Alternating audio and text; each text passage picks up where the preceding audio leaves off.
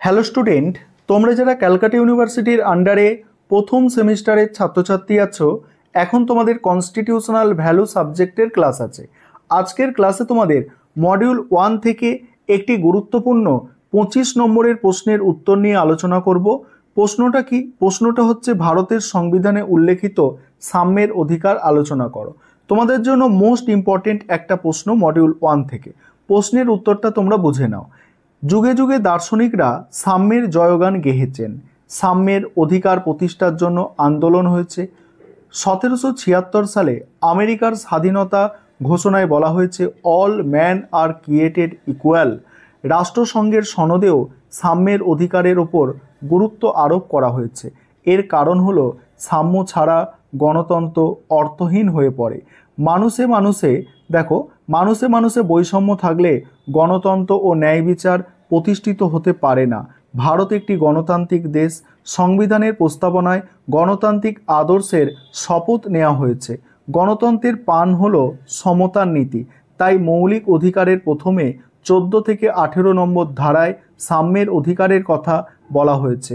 ধারাগুলি বিশ্লেষণ করলে সাম্যের অধিকারের প্রকৃতি জানা যাবে। এবার 14 থেকে 18 নম্বর ধারা আলোচনা করতে হবে। দেখে নাও 14 নম্বর ধারায় কি বলা হয়েছে। 14 নম্বর ধারায় দুটো বিষয় বলা হয়েছে। একটা বলা হয়েছে আইনের দৃষ্টিতে সকলে সমান, আরেকটা বলা হয়েছে সকলে আইনের দ্বারা সমানভাবে সংরক্ষিত হবে। প্রথমে যেটা বলা হয়েছে দেখো, আইনের দৃষ্টিতে সকলে সমান, সেখানে কি বলা হচ্ছে? সংবিধানের 14 নম্বর ধারায় উল্লেখিত এই নীতির অর্থ হলো আইন সকলের ওপরে, কোনো ব্যক্তি আইনের ঊর্ধ্বে নয়। সমান অপরাধে প্রত্যেক অপরাধী সমান শাস্তি পাবে। প্রধানমন্ত্রী থেকে শুরু করে সাধারণ নাগরিক সকলের বিচার সাধারণ আইনের দ্বারা সাধারণ আদালতে হবে। ব্রিটেনের আইনের অনুশাসনের নীতি অনুসারে এটি গৃহীত হয়েছে। তবে এর ব্যতিক্রম আছে, যেমন রাষ্ট্রপতি ও রাজ্যপাল তাদের কাজের জন্য আদালতের কাছে কৈফিয়ত দিতে বাধ্য নন। শপথে বহাল থাকাকালীন তাদের বিরুদ্ধে ফৌজদারি মামলা দায়ের করা যায় না।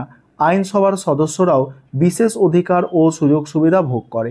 তাছাড়া সাম্যনীতি অনুসারে সকলের বিচার সাধারণ আদালতে হওয়া উচিত, কিন্তু সেনাবাহিনীর লোকেদের বিচারের জন্য পৃথক আদালত আছে। আরেকটা যে বলা হয়েছিল যেটা দেখো, আইন কর্তৃক সমানভাবে সংরক্ষিত হবার অধিকার। এখানে কি বলা হচ্ছে দেখো, এই কথাটি মার্কিন যুক্তরাষ্ট্রের সংবিধান থেকে নেওয়া হয়েছে। এর অর্থ ব্যাখ্যা করতে গিয়ে অধ্যাপক জেনিংস বলেছেন, একই শ্রেণীভুক্ত ব্যক্তিদের জন্য একই ধরনের আইন সমানভাবে প্রয়োগ করা হবে। এর অর্থ এই নয় যে প্রত্যেকটি আইন সমস্ত ব্যক্তির ক্ষেত্রে সমানভাবে প্রযুক্ত হবে। রাষ্ট্র যুক্তিসঙ্গতভাবে বিভিন্ন ব্যক্তিকে বিভিন্ন শ্রেণীতে ভাগ করে পৃথক পৃথক শ্রেণীর ওপর পৃথক পৃথক আইন তৈরি করতে পারে। উদাহরণ হিসাবে বলা যায়, প্রত্যেকের সমান হারে আয়কর দিতে হবে এমন কথা নয়। এক্ষেত্রে রাষ্ট্র জনসাধারণকে আয়ের পরিমাণ অনুযায়ী বিভিন্ন শ্রেণীতে ভাগ করে বিভিন্ন হারে আয়কর বসাতে পারে। অর্থাৎ কম আয়ের ক্ষেত্রে কম হারে কম আয়ের ক্ষেত্রে করের হার কম হতে পারে। এবারে দেখো ব্যতিক্রমে কি বলা হচ্ছে। 14 নম্বর ধারার ব্যতিক্রম দেখো, সংবিধানের 14 নম্বর ধারায় উল্লেখিত সাম্যের অধিকারের কতগুলি ব্যতিক্রমের কথা বলা হয়েছে। প্রথমত কি, রাষ্ট্রপতি বা রাজ্যপাল তাদের কাজের জন্য আদালতের কাছে দায়ী থাকবে না। এমনকি পদে থাকাকালীন তাদের গ্রেপ্তার বা আটক করা যাবে না। দ্বিতীয়ত, বিদেশি শাসক এবং রাষ্ট্রদূতদের ক্ষেত্রে সাম্যনীতি কার্যকর হবে না, তারা বিশেষ সুযোগ সুবিধা পেয়ে থাকেন। তৃতীয়ত কি বলা হচ্ছে দেখো, সাম্যনীতি অনুসারে সকলের বিচার সাধারণ আদালতে হওয়া উচিত, কিন্তু এর ব্যতিক্রম আছে। সেনাবাহিনীর সদস্যদের বিচার সামরিক আদালতে হয়, আবার শাসন বিভাগ বিশেষ আদালত গঠন করে বিরোধের মীমাংসা করে। চতুর্থ, কেন্দ্র এবং অঙ্গরাজ্যের আইনসভার সদস্যগণ বিশেষ অধিকার ও সুযোগ সুবিধা ভোগ করেন। এবারে আছে দেখো 15 নম্বর ধারা। 15 নম্বর ধারায় কি বলা হচ্ছে দেখো, এই ধারায় বলা হয়েছে যে ধর্ম, বর্ণ, জাতি, নারী পুরুষ জন্মস্থানের কারণে রাষ্ট্র কোনো নাগরিকের প্রতি বৈষম্যমূলক আচরণ করতে পারবে না। এমনকি এই সমস্ত কারণে সাধারণের ব্যবহার্য দোকান, হোটেল, রেস্তোরাঁ ও প্রমোদ স্থানে প্রবেশের পথে কেউ বাধা দিতে পারবে না। এছাড়া রাষ্ট্র জনসাধারণের জন্য যেসব পুকুর, স্নানের ঘাট, সড়ক প্রভৃতি তৈরি করবে, সেগুলি ব্যবহারের ক্ষেত্রে উপরিক্ত কারণগুলির জন্য কাউকে বঞ্চিত করা যাবে না। এবার দেখো 15 নম্বর ধারার কিছু ব্যতিক্রম আছে, সেগুলো কি? প্রথমত, রাষ্ট্র জনগণের স্বার্থে কতগুলি বিধিনিষেধ আরোপ করতে পারে, যেমন জনস্বাস্থ্যের কথা মনে করে রাষ্ট্র ওইসব স্থানগুলিতে ছোঁয়াচে রোগীদের প্রবেশ নিষিদ্ধ করতে পারে। দ্বিতীয়ত বলা হচ্ছে, দেখো, রাষ্ট্র নারী ও শিশুদের জন্য বিশেষ ব্যবস্থা করলে তা সাম্যনীতির বিরোধী হবে না। তৃতীয়ত, অনগ্রসর শ্রেণী ও তপশিলি জাতি এবং উপজাতিদের জন্য রাষ্ট্র বিশেষ ব্যবস্থা নিতে পারে। এবার দেখো 16 নম্বর ধারা। এই ধারায় বলা হয়েছে সরকারি চাকরির ক্ষেত্রে সকলের সমান অধিকার থাকবে। জাতি, ধর্ম, বর্ণ, নারী পুরুষ বা জন্মস্থানগত প্রভৃতি কারণে কোনো ব্যক্তিকে সরকারি চাকুরি থেকে বঞ্চিত করা বা কোনো বৈষম্যমূলক আচরণ করা যাবে না। তারপরে কি বলা হচ্ছে, দেখো 16 নম্বর ধারার ব্যতিক্রম। দেখো, প্রথমত, সরকার অনুন্নত শ্রেণীর নাগরিকদের জন্য কিছু সরকারি চাকরি বা পদ সংরক্ষণ করতে পারে। দ্বিতীয়ত বলা হচ্ছে কোনো ধর্মীয় প্রতিষ্ঠানে চাকরির ক্ষেত্রে ওই ধর্মাবলম্বী ব্যক্তিদের জন্য পদ সংরক্ষিত হতে পারে। এবার আছে 17 নম্বর ধারা। এই ধারায় অস্পৃশ্যতাকে নিষিদ্ধ করা হয়েছে। অস্পৃশ্যতা হলো সমাজের একটি দুষ্ট ক্ষত। এই ক্ষত দূর করতে গান্ধীজি স্বপ্নকে বাস্তব রূপ দিতে এই ধারা যুক্ত হয়েছে। এর অর্থ হলো অস্পৃশ্য বলে কোনো ভারতীয় নাগরিককে তার প্রাপ্য অধিকার ও সুযোগ সুবিধা থেকে বঞ্চিত করা যাবে না।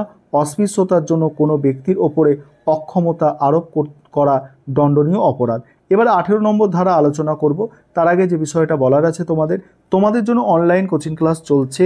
তোমরা যদি কেউ অ্যাডমিশন নিতে ইচ্ছুক থাকো, এই নম্বরে যোগাযোগ করতে পারো 912300525218। এই নম্বরে তোমরা যোগাযোগ করে অ্যাডমিশন নিতে পারো। আমাদের সপ্তাহে 2 দিন করে রেকর্ডেড ক্লাস থাকে, সঙ্গে PDF নোটস দেওয়া হয় এবং তার জন্য পার মান্থ 200 টাকা করে ফিস নেওয়া হয়। যেসব ছাত্রছাত্রী ইচ্ছুক আছো অ্যাডমিশন নিতে, এই নম্বরে যোগাযোগ করে অ্যাডমিশন নিয়ে নিতে পারো।